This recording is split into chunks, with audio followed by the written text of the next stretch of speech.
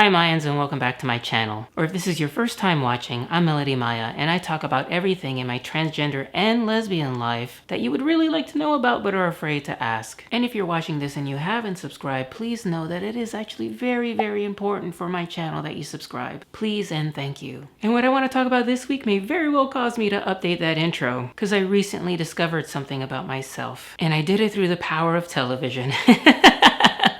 Never let anybody tell you that television can't be educational. And specifically, it happened by watching a program called Sex Education on Netflix. Season 2 launched last week and I decided to binge watch it. The show stars Gillian Anderson as a sex educator, and in this one particular episode, she is approached by a young lady. She said, "I think I might be broken," and when she said it, I was stunned, because I've used that phrase to describe myself many times in the last 6 or 7 years, and for the same reason she did. She just wasn't that interested in sex, and Gillian Anderson's character tells her that she's valid, and when she did that, I started to cry, and it felt very, very powerful. It reminded me very much of the moment when I found out that I was transgender. It had that same like thunderclap feeling, and the last piece of the puzzle of me fell into place. For years, I have found myself not especially attracted to anybody, and if I am on any level, sex is never a driving factor in it, and I just suspected I had a very low libido or something along those lines, but I think it is much deeper than that. And over the last week, I've done a lot of research into it, and I've spoken to my therapist, so I am ready to tell you this. I, Blvd Maia Monet, am not just a transgender woman or a lesbian. I am also asexual. Wow. And this is going to be emotional. This has been an aspect of me that has generated a lot of guilt. And it feels shocking that at the age of almost 49, I'm just discovering this about myself. And I do think the fact that I'm transgender has also complicated that discovery. Just as I had to decouple my sexual orientation and my gender identity and my sexual identity when I came out as transgender, right now I'm decoupling my romantic interests from my sexual interests. But before I go into anything, I do want to apologize beforehand.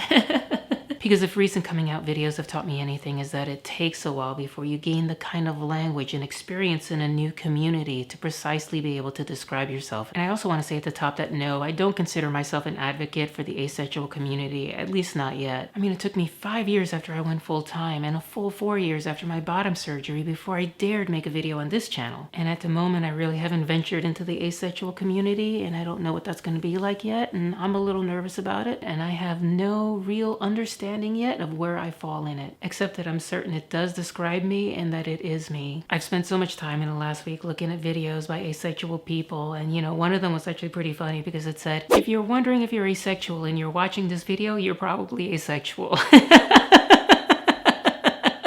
But I'm going to read to you a little bit from the Asexual Visibility and Education Network, because where my words are likely going to fail me because I don't have a lot of experience in this community, they do. It's on asexuality.org if any of you want to look it up. Let's start with the most basic definition of what asexual is. Someone who does not experience sexual attraction or an intrinsic desire to have sexual relationships. Now, asexuality doesn't mean that you never have any kind of sexual feelings for anybody ever. There are certainly some people who feel that way, but I myself have a little bit of a sexual attraction to some people sometimes, very, very rarely. But even that small attraction doesn't mean I necessarily want to have sex with them, and that's where it gets a little tricky, because I do definitely want companionship, and I do definitely only want that from women, whereas I don't find men attractive on any level whatsoever. And I've been reading that in the asexual community, some people consider themselves homo-romantic, and there's also hetero-romantic and aromantic and just about any other way you can be romantic.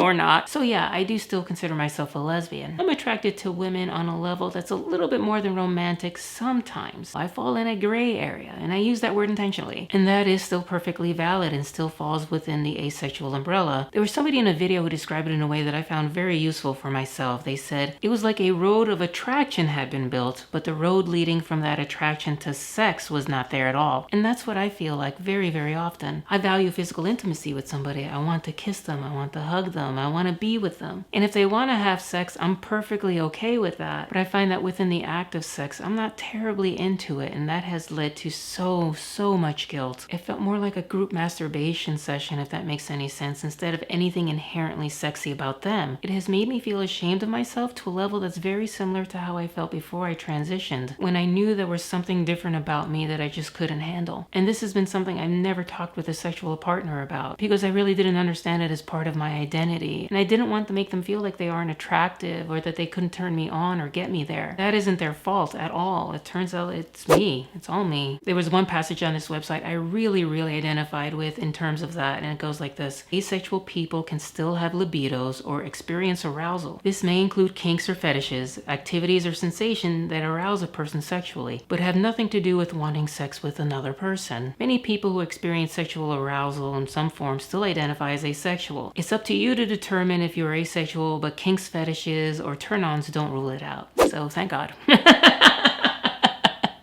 Because, you know, I have a few of those. And this is something I talked about with my therapist this week, because it is something I sought professional help for, to help me clarify some things to myself and to just feel valid in these feelings. Because I would say when I was younger, I felt sexual attraction, but now I'm wondering if I really did. And that's one of the reasons why I did think I was broken, because I thought I had felt something like that in the past. I'm wondering if before my transition, what I thought of as attraction, I just really confused with envy. Like I could see a girl when I was a teenager and it would turn me on, but it almost felt like an involuntary physical reaction. Like those hormones were pumping through me so hard that I couldn't contain it. And later on, if I thought about her and felt the need to masturbate to have an orgasm, the fantasy was never about having sex with her. It was about being her, to experience life that way, to dress in those clothes, to be able to be that free to be yourself in a way that I couldn't touch. Except I was wrong about that. Eventually, I did get to the point where I was just like her. And it was at exactly that point that my sexual attraction to other people started to wane. It didn't go away all at once, but it just kind of slowly drifted away. And I kept waiting for those feelings to come back, and I don't think they ever will, because that's not me. And it's caused me to reevaluate how I'm going to pursue relationships from this point forward. I should be looking for somebody that makes me feel good, but not in bed.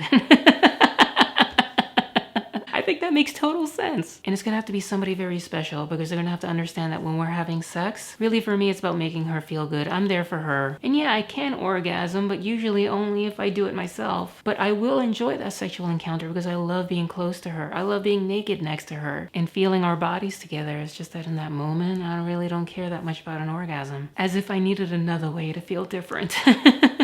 Yay, Team Melody Maia. You know, when I first started going to a gender therapist many years ago, in the very first month that I came out, so this would have been August of 2010, she asked me if my sexual attraction had changed. And she said, don't be surprised if that changes. And I kind of poo-pooed it, and I thought I was right, because for all this time since then, the only feelings I've ever felt are for women. So, you know, I thought I was secure in that knowledge. Turns out, no. She was right, but in a way I don't think she realized at that time. My true sexuality has been revealed, and I'm now accepting it about myself. I'm asexual, and that's okay, and I'm going to be okay.